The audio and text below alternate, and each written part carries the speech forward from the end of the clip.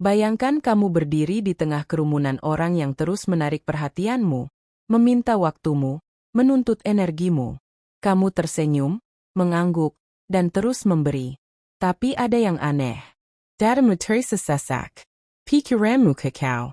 Dan malam hari, ketika semua orang pergi, kamu merasakan kekosongan yang mencekik. Bukan karena kamu kesepian, tetapi karena kamu sudah memberikan terlalu banyak kepada orang yang salah. Inilah yang tidak pernah diajarkan kepada kita tentang kehormatan. Bahwa ada orang-orang yang tidak pantas menerimanya. Dan hari ini, filosofi Stoik akan membuka matamu tentang kebenaran yang mungkin akan mengubah seluruh cara kamu memandang hubungan dalam hidupmu. Dalam hidup kita sering diajarkan untuk menghormati semua orang tanpa terkecuali. Tapi tunggu dulu. Stokisme tidak mengajak kita menjadi budak moral yang membiarkan diri diinjak tanpa perlawanan. Marcus Aurelius, Epictetus, Seneca, mereka semua mengajarkan kebajikan, akal sehat, dan disiplin moral yang tajam seperti pedang. Hormat dalam pandangan Stoik bukan seperti air yang kamu tuangkan ke sembarang wadah.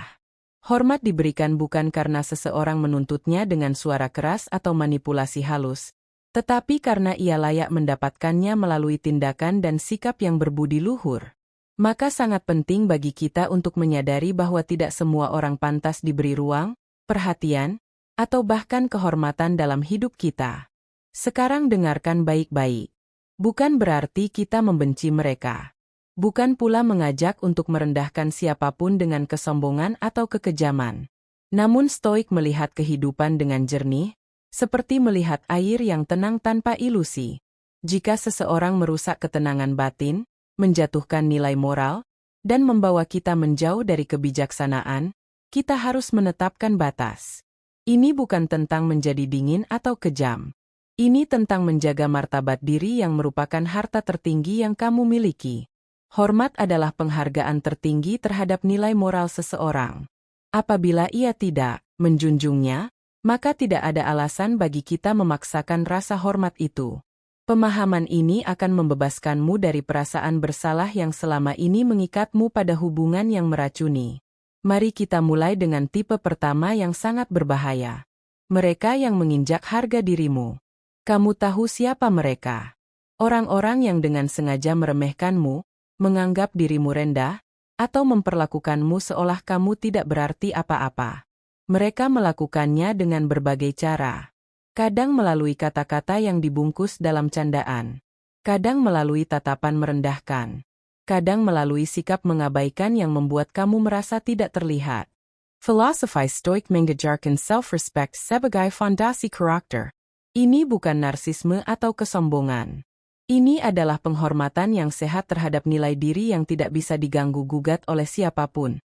Sekarang pertanyaannya, apa yang terjadi jika kamu memberi hormat pada orang yang merendahkanmu? Kamu sedang membantu mereka mempertegas kuasa atas dirimu. Kamu sedang mengajari mereka bahwa boleh saja memperlakukanmu seperti itu. Kamu sedang memberikan izin kepada mereka untuk terus melakukannya. Sikap yang lebih bijak bukan membalas dengan cacian atau dendam yang membakar. Itu hanya akan menarikmu turun ke level mereka. Tetapi dengan teguh menjaga jarak. Dengan tenang menarik diri dari orbit mereka. Hormati dirimu lebih tinggi daripada memaksakan hormat kepada mereka yang tidak tahu nilainya. Ini yang menarik. Ketika kamu berdiri tegak tanpa meminta restu siapapun, ketika kamu tidak lagi mengejar validasi dari orang yang merendahkanmu, mereka justru akan menyadari bahwa harga diri tidak bisa dibeli dengan perhatian palsu. Kamu tidak perlu berteriak atau membuat drama besar. Cukup dengan keheningan yang penuh kuasa. Cukup dengan sikap yang mengatakan tanpa kata-kata bahwa kamu tahu nilaimu, dan nilai itu tidak ditentukan oleh pendapat mereka. Kemudian ada tipe kedua yang lebih licin dan berbahaya karena mereka menyamar dengan sangat baik. Mereka yang memanipulasi emosi dan kebaikanmu. Pernahkah kamu merasa bahwa ada orang yang hanya hadir ketika butuh, tetapi menghilang seperti asap saat kamu memerlukan tangan untuk berpegangan? Mereka adalah master manipulasi emosional. Mereka pandai membuatmu merasa bersalah seolah kamu wajib memenuhi keinginannya. Mereka tahu tombol mana yang harus ditekan untuk membuatmu merasa berkewajiban. Dan yang paling berbahaya, Mereka melakukannya dengan wajah yang begitu meyakinkan sehingga kamu bahkan tidak menyadari sedang dimanipulasi. Orang seperti ini tidak layak menerima hormat karena mereka tidak menghargai ketulusanmu. Mereka melihat kebaikanmu bukan sebagai kebajikan yang indah, tetapi sebagai kelemahan yang bisa dieksploitasi. Seorang stoik belajar memberi bukan untuk mendapat imbalan. Ini benar. Kebajikan adalah hadiah untuk diri sendiri, bukan transaksi. Tetapi ia juga tahu kapan harus berkata cukup. Ada perbedaan antara memberi dengan tulus dan menjadi mesin ATM emosional yang bisa ditarik kapan saja oleh siapapun. Jika niatmu dijadikan alat manipulasi, maka kamu wajib menegakkan pagar moral. Bukan menjauh karena benci atau dendam yang membara, tapi untuk menjaga kedamaian batinmu sendiri. Karena kedamaian batin adalah harta yang lebih berharga dari ribuan hubungan yang penuh drama. Epictetus pernah berkata bahwa kita harus menjaga pintu masuk ke pikiran kita dengan sangat ketat. Tidak semua orang boleh masuk. Tidak semua energi boleh mempengaruhi kita. Lalu ada mereka yang suka menyebarkan kebencian. Kamu pasti mengenal tipe ini. Orang yang selalu berbicara buruk tentang orang lain, gemar membawa gosip seperti membawa hadiah, atau menebar racun dalam hubungan sosial dengan sangat halus. Mereka datang kepadamu dengan wajah prihatin, dengan suara berbisik, dengan cerita yang dikemas sedemikian rupa sehingga kamu terpancing untuk ikut menghakimi orang lain. Mereka tidak pantas mendapat penghormatan karena apa yang mereka lakukan. Jika kamu menghormati mereka, kamu sedang merestui pola pikir negatif itu tumbuh di lingkunganmu seperti jamur di tempat lembab. Stoik tidak mentoleransi hidup yang dipenuhi polusi batin.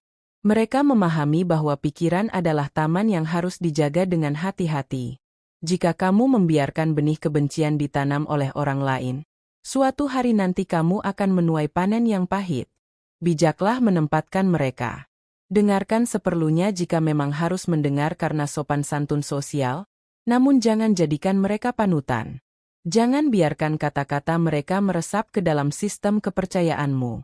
Kedewasaan terletak pada kemampuan memilih lingkungan yang sehat, bukan mengikuti arus yang mencemari jiwamu. Sekarang mari kita bicara tentang mereka yang mengabaikan nilai kejujuran. Ini adalah yang paling mendasar. Kejujuran adalah pilar karakter stoik yang tidak bisa ditawar. Seseorang yang menjadikan kebohongan sebagai kebiasaan, yang mempermanis kata demi keuntungan pribadi, atau menutupi kebenaran dengan alasan manipulatif yang terdengar masuk akal, tidak layak mendapat hormatmu. Kamu boleh memaafkan. Ini penting. Memaafkan adalah cara untuk membebaskan dirimu sendiri dari beban dendam. Tetapi tidak harus mengizinkan mereka berada terlalu dekat. Ada perbedaan besar antara memaafkan dan mempercayai kembali.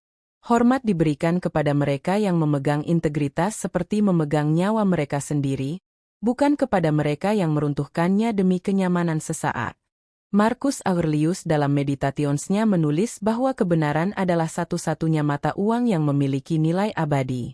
Sementara kebohongan mungkin memberi keuntungan sesaat, tetapi ia akan meruntuhkan fondasi karakter seseorang perlahan-lahan seperti air yang mengikis batu. Kemudian ada mereka yang tidak mau bertanggung jawab atas kesalahannya. Ini tipe yang sangat umum dan sangat menyebalkan.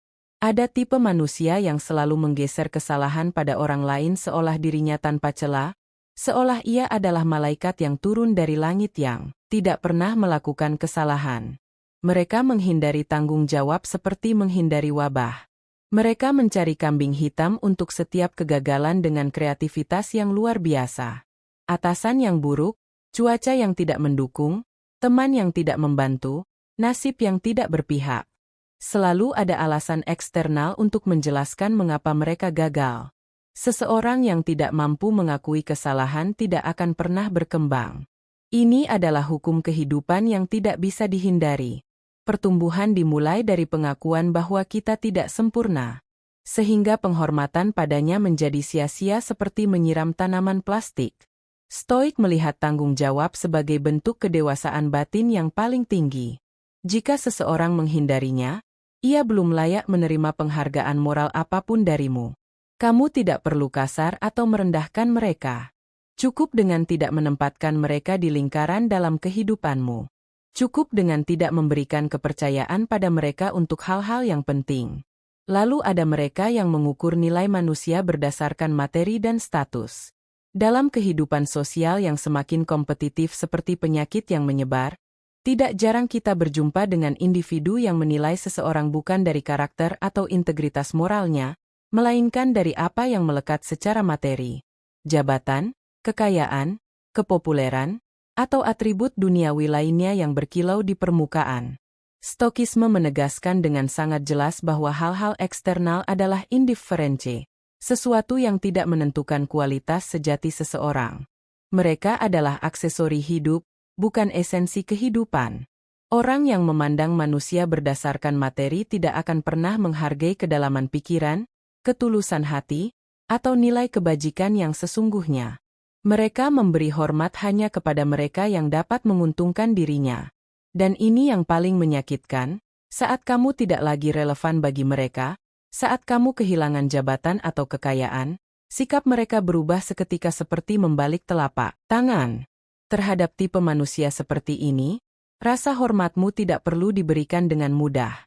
Kamu boleh bersikap sopan karena sopan santun adalah cerminan karaktermu sendiri, bukan cerminan karakter mereka, namun batin harus tetap memiliki batas yang tegas.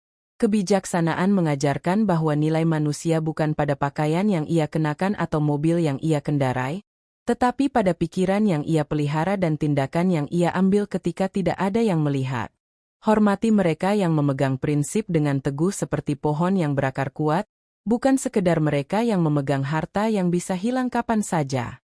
Seneca pernah menulis bahwa orang kaya yang sesungguhnya adalah orang yang kaya dalam kebajikan, sementara orang miskin yang sesungguhnya adalah orang yang miskin dalam karakter, tidak peduli berapa banyak emas yang ia miliki.